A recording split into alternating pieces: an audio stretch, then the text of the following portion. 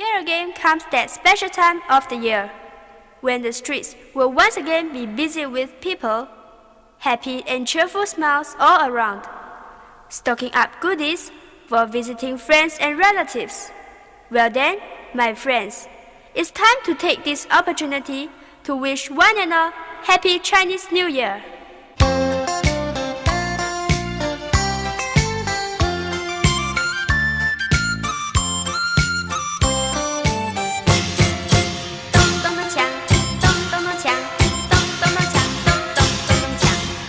Wishing everybody peace and happiness. May your dreams all come true in the coming year. Wishing everybody good news all the time. Good luck to your families, everything will just be fine. 咚咚咚锵，咚咚咚锵，咚咚咚锵，咚咚咚咚锵。This is Gons Chua. I'm going to talk to you a little bit about Chinese painting. The Chinese do not paint from life as the Western painter.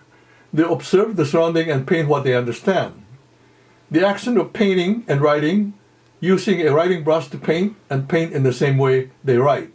So the Chinese painting actually branches out from Chinese calligraphy. The prehistoric art is about 6,000 years old. We found excavated pottery with human faces painted, fish or deer. The growth of paintings were related to changes of time and social conditions. So prehistoric paintings were related to primitive crafts such as pottery, bronzeware, jade, or lacquer. This is a pottery with dancing girls painted, unearthed in Majiazhuang. This is another pottery with 5 fishes painted. This is prehistoric art. Stone carvings of harvest time. During the Bronze Age, paintings depict sacrificial rites, food production. In the north, usually hunting or animal grazing, war or dancing. In the south is more silk paintings. This is silk painting in the north, found about 3,000 years old. These are paintings on walls or coffins. You can see the hunting, people in chariots. Silk embroidery related to painting. By Qing and Han Dynasty, Buddhism was imported from India, so paintings and carvings begin to show religious murals and in temples, and those are paintings on the walls in grottos. This is religious painting of earth people under a roof, angels in heaven, and hell underground. This is a phoenix painting on the wall in Western Han Dynasty. This is 100 people, 100 persons dancing and having a party in East Han Dynasty. 3 tigers pulling a chariot in East Han Dynasty. Painting on the coffin. And again, painting on silk. During the warring states, because the politicians were fighting each other, so the Chinese artists were more able to express their artistic talents, and they sharpened their thinking. So promotion of art was flourished, a lot of grotto murals and brick carvings flourished, and the first book called Principal Strokes was published on painting. This is a person pulling his cow. This is Western Jin Dynasty. You notice that painting of people, persons, ladies with in front of a mirror is Qin Dynasty. Wall painting. This is one part of a big wall painting in North Qi Dynasty with people writing, reciting poetry, writing, and drinking. This is folk art found in Gui Dynasty, in a tomb. Little shopping in the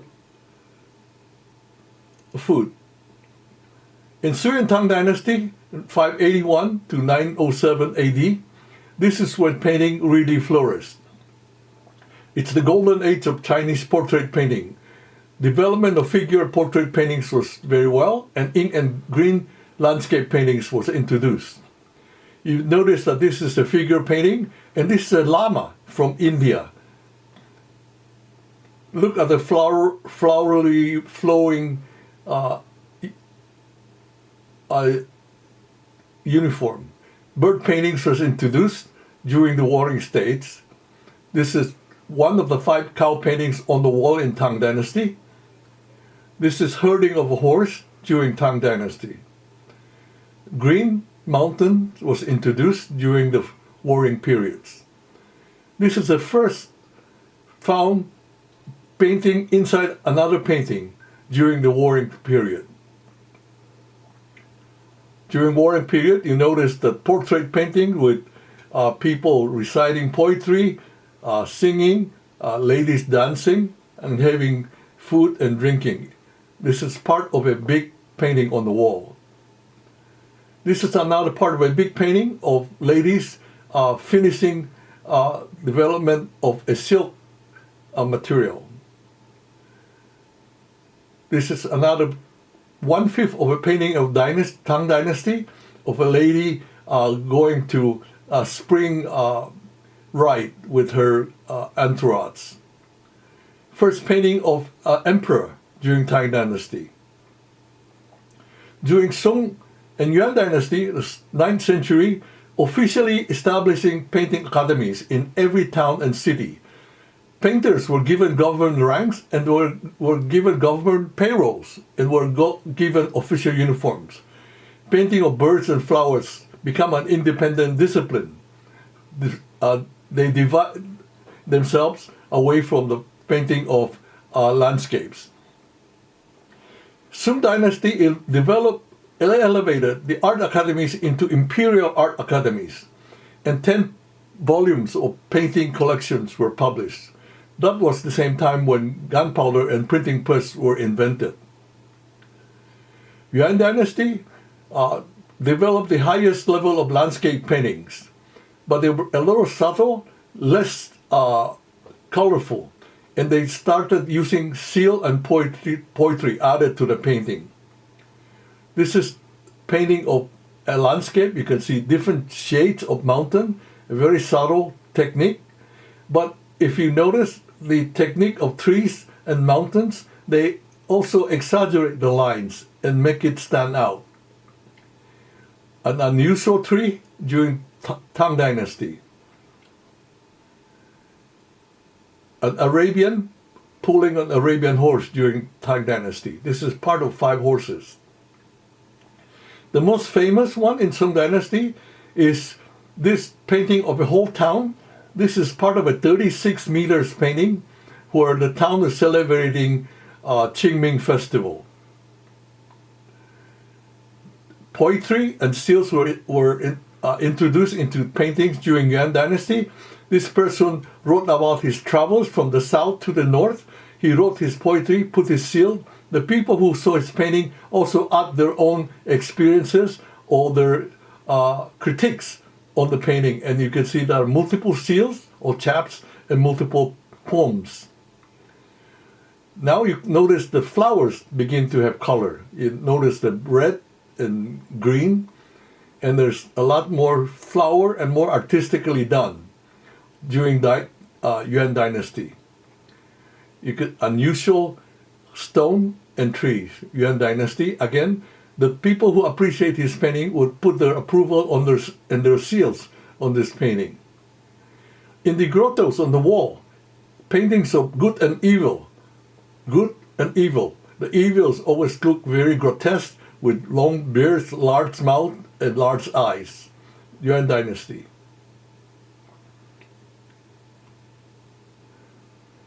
Ming and Qing Dynasty, about 1368 to 1911, at the time of the Chinese Republic. There is now influence from Western influence and Japanese influence development of differentiation of traditional freestyle, and different schools of paintings were developed. You notice that a little bit more modern. The birds are more lifelike, more colorful. The flowers, this is silk painting in Ming Dynasty. Stones and bamboos of Ming Dynasty with their poetry and seals. And very beautiful, detailed, colorful Japanese influence of colors of people and their clothing and their robes.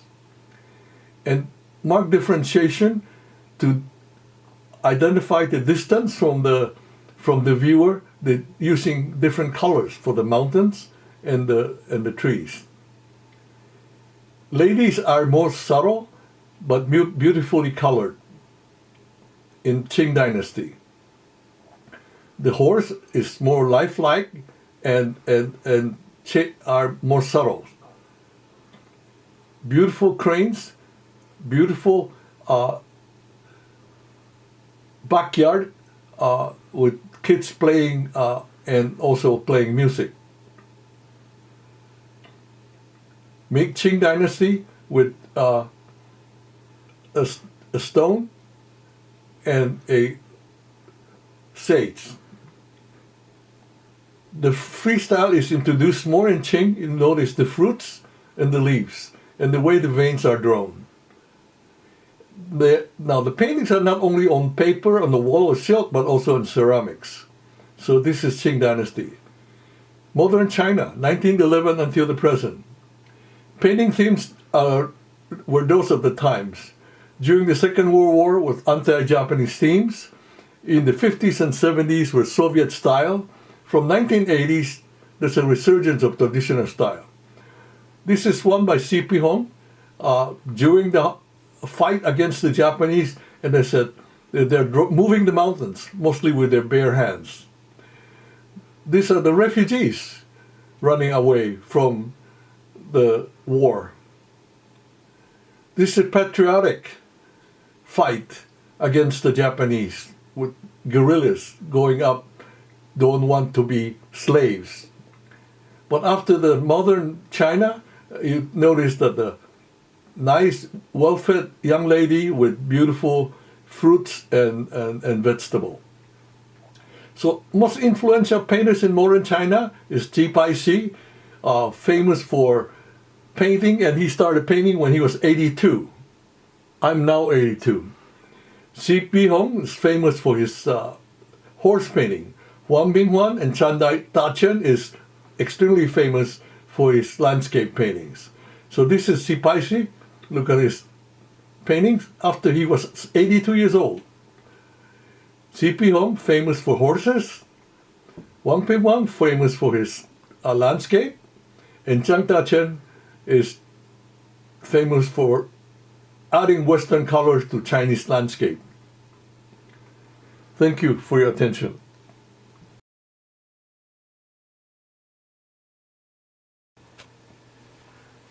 I'm going to demonstrate a traditional Chinese painting with a calligraphy brush of a rose. This is the brush I loaded with yellow paint, the whole length, and then the distal half I loaded with some red paint.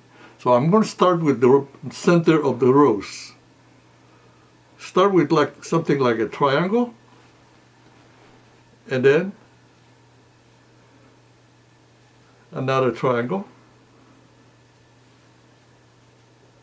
and then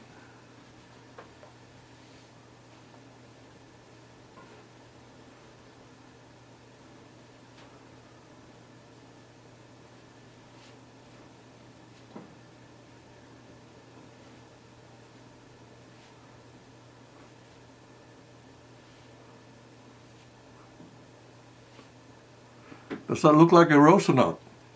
That looks like a rose to me. Now I'm going to paint the leaves.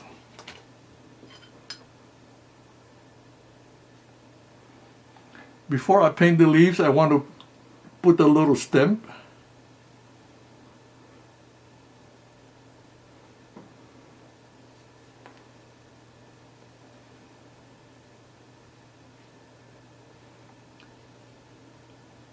couple of baby roses.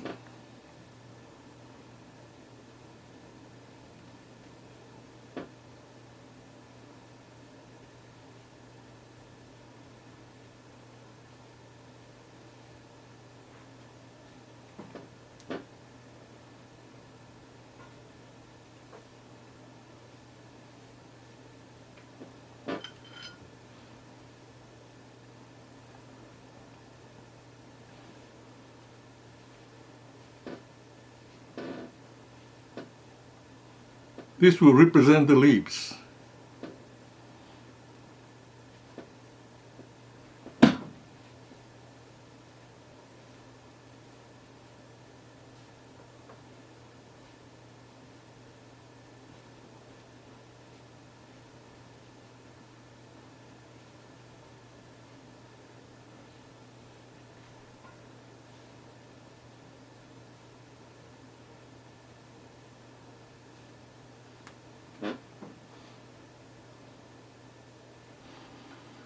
I don't want the leaves to be all in the same color, so there'll be some lighter, some darker.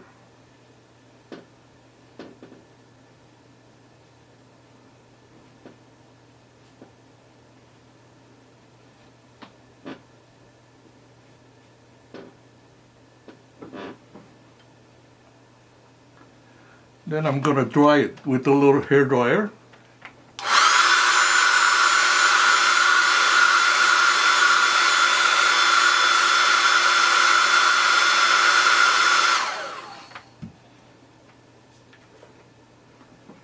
Now I'm going to color the leaves with the veins.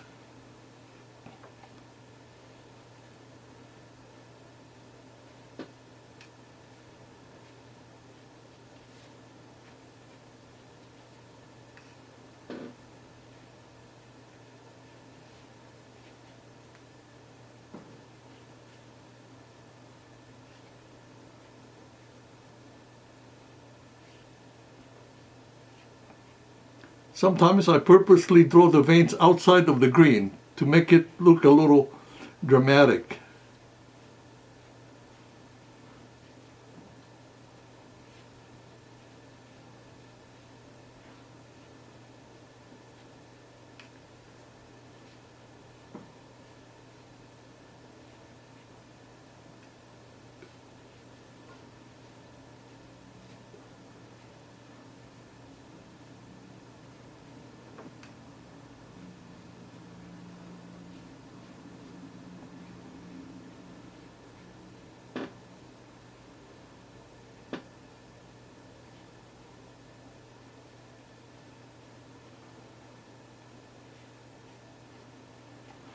Now the roses have thorns, so I'm going to put a few thorns.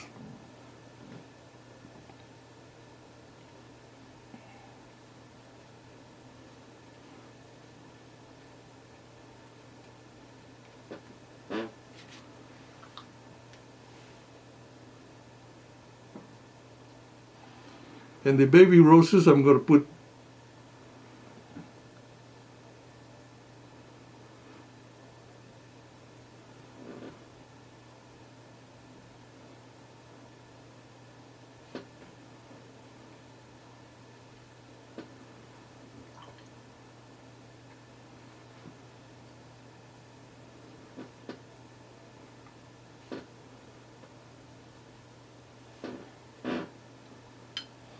There's your rose.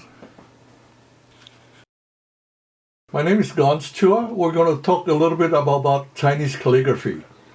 I'm honored to talk about Chinese calligraphy. In ancient times, a learned individual has 6 classics of ancient art: calligraphy, painting, ritual, music, archery, charioteering, and board games. In the earliest writing is developed from objects which represent concepts or signs representing the concepts. The scripts do not change to reflect the difference in pronunciation, so people of different dialects can understand each other, communicate through the same language. The earliest writing is in Xiang Dynasty, either inscribed on pots or oracle bone. This is an example of oracle bones with full sentences. Next to that, another oracle bone in 1600 BC. It's a pictograph linked to concept. This is on the shells of a turtle, inscribed with marks for divination. The next script is called Tashuan, found in oracle bones, 1000 to 700 BC. There are pictographs found in bronze vessels of wood. Subsequently, about 700 BC, the Xiaoshuan is developed. Started in Qing Dynasty, less pictographic, more logographic, an example of concepts and not objects. After that, the Luishu, or the clerical step. The clerical script is about 500 BC until the present time. The same words are used, and it was developed in Qing Dynasty. The main reason for that is to unify all the characters, and they are needed to complete documentation of government affairs. Sentences were written in bamboo scrolls until the paper was invented in 100 AD. The standard script is a standard way of writing emerged between the Han Dynasty and the Three Kingdoms. It was matured in Tang Dynasty. The strokes are slowly and carefully written. The brush is lifted after every stroke. It has easily and widely recognized, and is very neat and orderly. This persists until the present day. This is the standard script that we're still using. After the standard script, the cursive script, or kaishu, it's a quick and convenient way of writing, approximately the standard script, except that one word may run into another. So it's still a little flowery, a little artistic. Next is Chaosu, or Han Dynasty. Chaosu is simple, very irregular, and widely artistic. A lot of times, the person who writes it may be the only one who knows all the words. So calligraphy is art of writing character. Writing the characters, make them beautiful. It's an art form, requires mental discipline, expresses feeling and emotion of the writer, defines character, integrity, and conveys the temperament of the writer. And this is special written for Mao Zedong's poetry. The four treasures of the study that are used in calligraphy: the ink stick, the inkstone, brushes, but modern days, instead of ink stick and inkstone, we use liquid ink, and shuan paper. In addition, we now use a chap or a seal with the red mud to convey the character and the name of the writer. The Chinese script has been adopted by Japan, Korea, and Vietnam, Mongolia, Manchuria, Yunnan, and Tibet. This is a Japanese script, but mostly are Chinese characters in Xingsu, but in addition to Japanese characters below. Evolution of the word dragon. In the oracle bone, this is the way the dragon looks like. Then in the seal script, clerical script, cursive script, semi-cursive script, and the standard script. One single word in different forms, and see the beauty of each form. This is just another example of multiple words from the oracle bone style of human here, and modern here, a woman here, an oracle script, clerical script, and then standard script, and modern simplified script. So these are the evolution of individual words. This is for horse, for fish, for mountain, for sun, for the moon. It looks like a moon. This is the way the moon is written nowadays. For rain, modern writing of rain. I want to give you an example of Wang Xi, the most influential calligrapher of all times, an example of his writing. This is his writing, greatest Chinese calligrapher in history. Two other modern times calligraphers, Wu Yulin and Xuan Yunmo, and this is Wu Yulin. This is his famous calligraphy, known all over the world in museums. This is Xuan Yunmo, his calligraphy, also in museum. Thank you for your attention.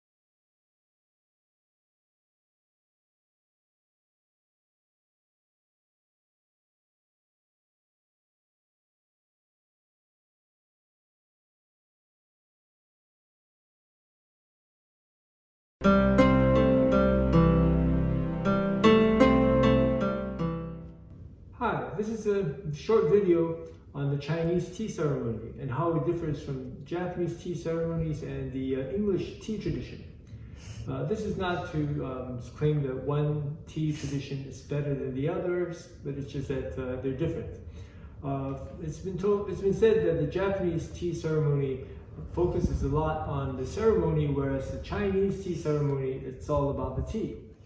Now, in the English tea tradition, usually what you do is you take a big pot like this, and into it you put a tiny little tea bag, and that goes in here. You add water, and you let it steep for about 5 minutes.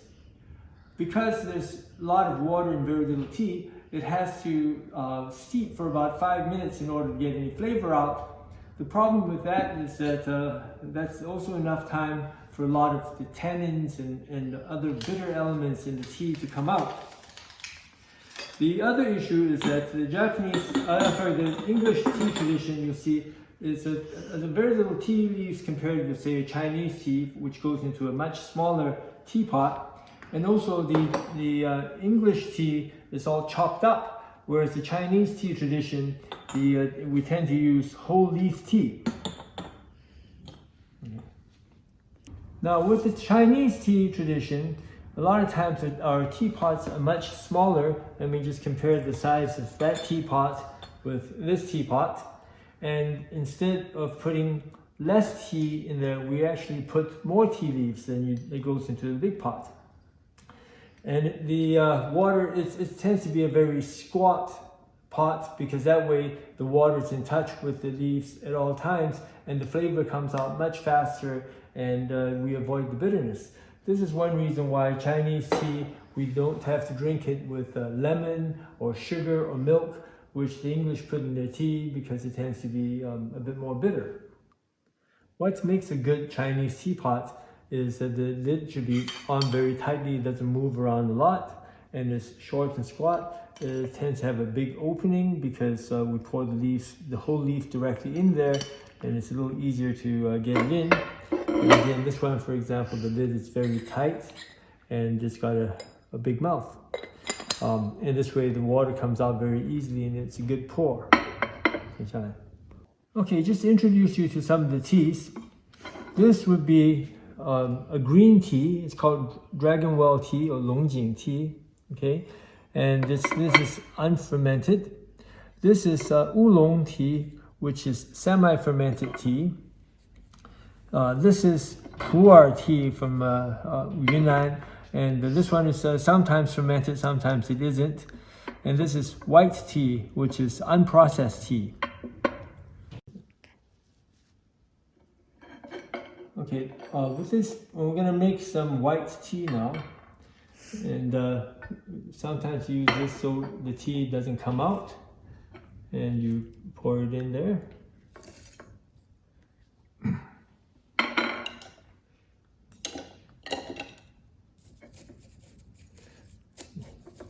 Sorry. Okay, get all the tea leaves in.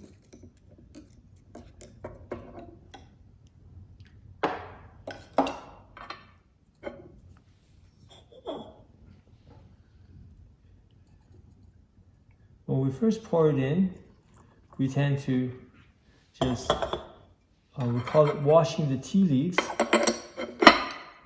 And then we pour that out.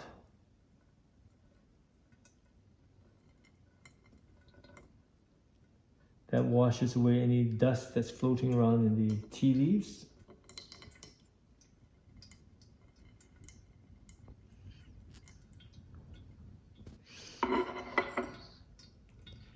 And then we add some more water to it.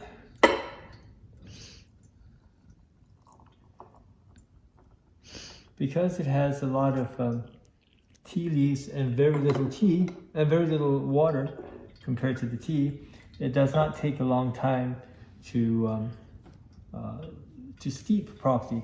Also, after that, we tend to pour hot water over the teapot. This adds warmth and helps in the steeping process.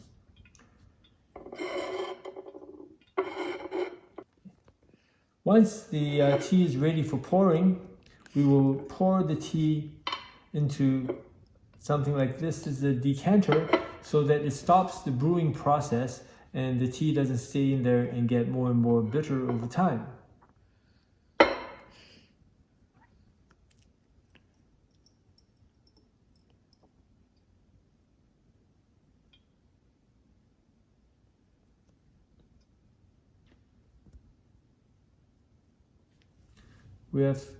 Once the tea is ready for drinking, we decant it from a decanter like this, and the tea, the flavor of the tea will now be stable, and you can take your time drinking it.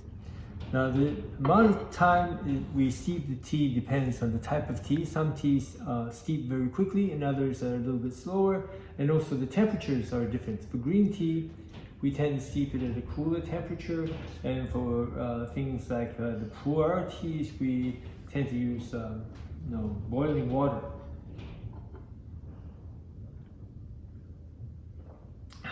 Thank you for watching.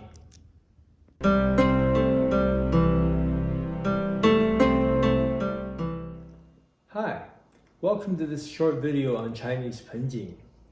Penjing literally means potted scenery, and if it's just a potted plant without scenery, we just call it a penzai, which is where the Japanese term bonsai comes from.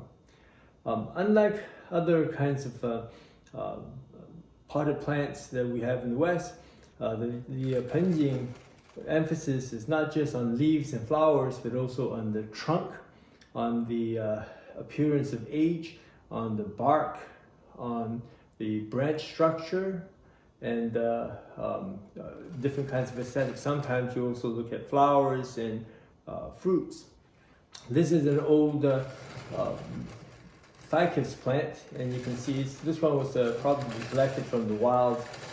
Nobody would style it quite this way, and you can see that this video was shot in the winter time or in the late in the fall, so it's not the best show shape, because we don't try to prune it too hard before the winter time.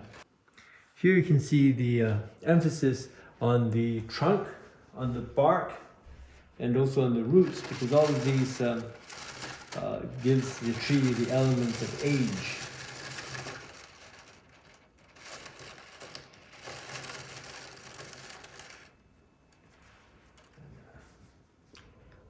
This is another ficus, and you can see this style is totally different. This is what we call a cascade style, and you can see that it kind of winds its way down. Again, you can see what we call a taper. It grows from a very thick base, gradually getting smaller and smaller and smaller. This is what helps give it the appearance of age. And also you can look at the branching structure, so it looks quite well balanced.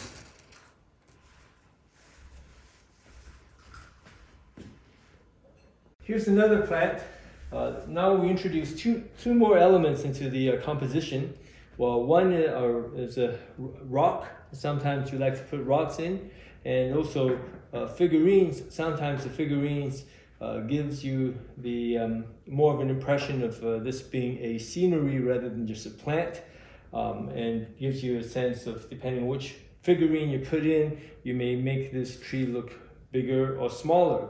And also this penjing includes fruits, which of course adds a nice splash of color, but at the same time you can still see the emphasis on the roots and also on the trunk and the shape of the trunk and the branch structure. With this penjing, it again emphasizes a rock, but the emphasis is different. Here you see the roots clasping the rock. This is what we call the roots over rock style. You can see how the roots wraps around the rock very tightly, and I even have a root going through a hole in the rock and coming out the other side, and you can see the branch structure very clearly. And this is called a root over rock style. And as you can see, the plant itself doesn't touch the pot anywhere else except where the root goes into the pot, into the soil. Okay, this is a large root over rock. Again, you can see that these roots wrap around the rock very tightly, and you can see the branch structure coming across, and we've trained the roots to go down, winding around. Again, we throw a little figurine to give an idea of how big a scene we want this to represent. This is the same composition from the back of the tree. Again, to let you see the roots wrapping around.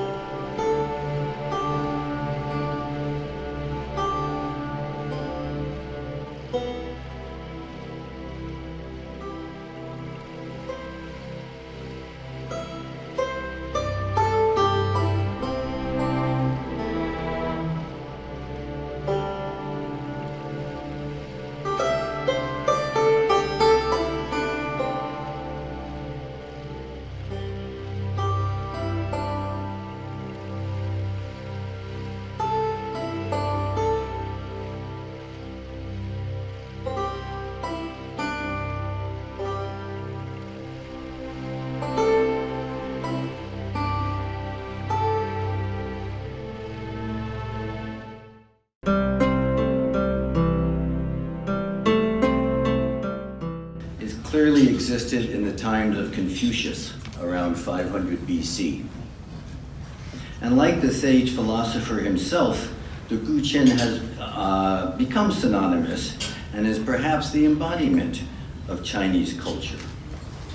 Another indicator of Chinese society is silk.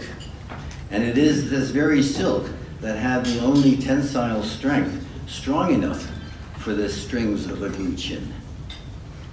It is not a band or ceremonial instrument, or one performed for large audiences like here tonight.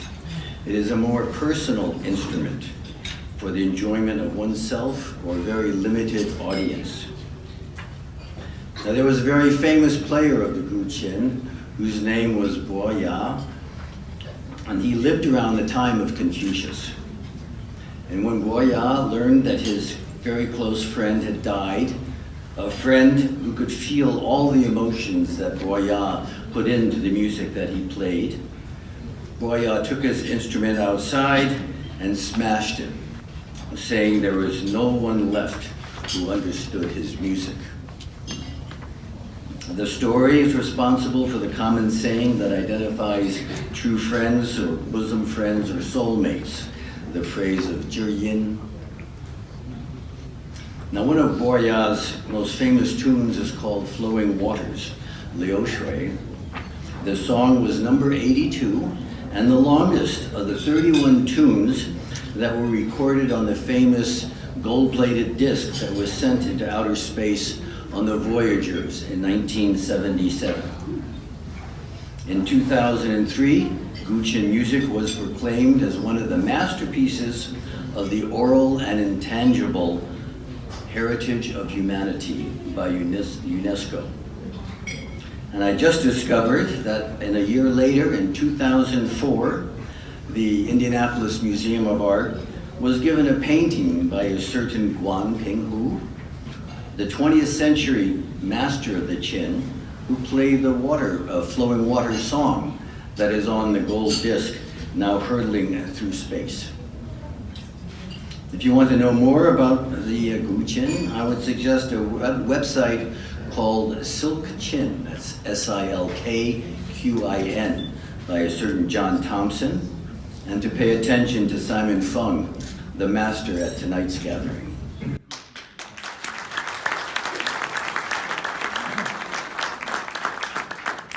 Okay, that's the first correction.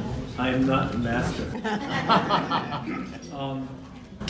The guqin instrument is a very odd one because it's not a performance instrument, and it's not. I've always tried to capture the imagery so people can understand what it's about. It's really an instrument played by the literati, by scholars for themselves. It's played for self-enjoyment, and I finally thought of some imagery. So I thought, comparing guqin music to regular music is a little bit like comparing yoga to basketball. Okay, you don't perform yoga for other people. It's all done for yourself, for self-cultivation. In the past, there were very, very few professional qin players because this was something that the scholars themselves were supposed to be able to do. For example, the four pillars of the scholarly activities used to be qin, qi, su, hua, which is qin, which is the first one is the qin. The second one is chess, wei qi, the Go, game of Go. And then there's calligraphy and painting. Of course, these are things that the scholars are supposed to be engaged in personally. I mean, you can't designate somebody to play chess for you. It just wouldn't work. And so this is an instrument that is not usually classically played by professionals. So I'm not a professional at all. And what's scary is, I'm sure some of you here are good musicians and professional musicians and people with perfect pitch, and I'm none of those. And this music is it's weird. This music is not played for people to hear, it's played for the player rather than for an audience. And I'm thinking, how did I get that through? And it finally occurred to me, I said, well, what it's really like is for somebody to be singing in the shower. Okay? When we sing in the shower, we don't have an audience. We hope not, because we don't have any clothes on. And so, but we sing, and it's for ourselves. So I'm going to do my best. If I make any mistakes and whatnot, remember I'm not a musician, especially I'm not a professional. But all I can say is, welcome to my shower.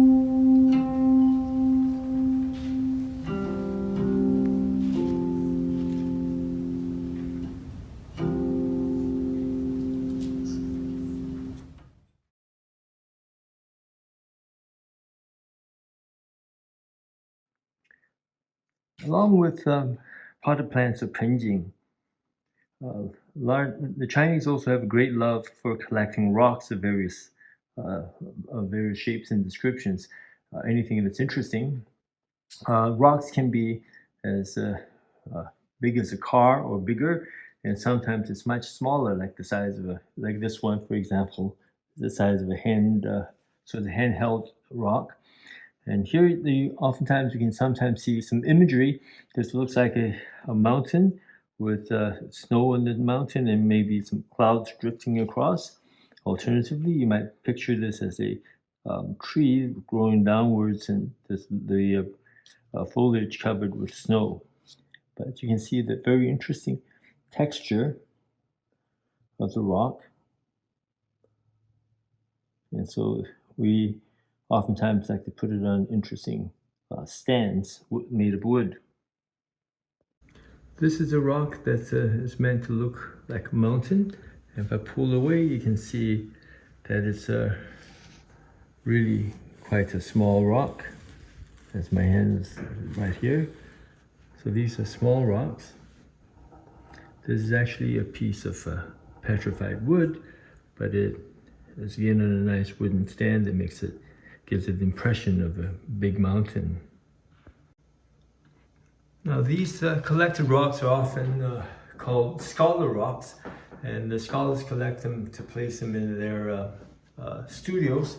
And this one is made from limestone. It's not made, it's a natural stone from the Lake Tai region in central China. And you can see the structure of it and the how porous it is, all the holes in it, and notice it's a nice rosewood stand.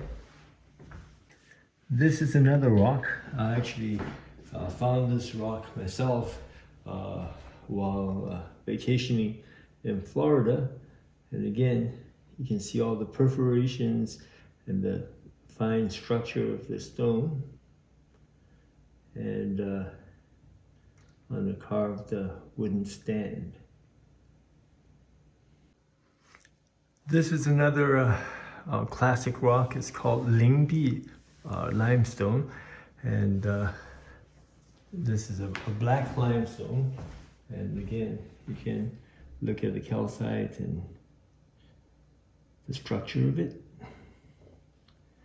Instead of a carved stand, this one actually sits inside a natural tree root. This is a rock I picked up in Canada, and again, carving the stand in this way gives it a sense of movement. This is an example of a larger scholar rock. I put a little big pan at the bottom just for a sense of scale of how big this is.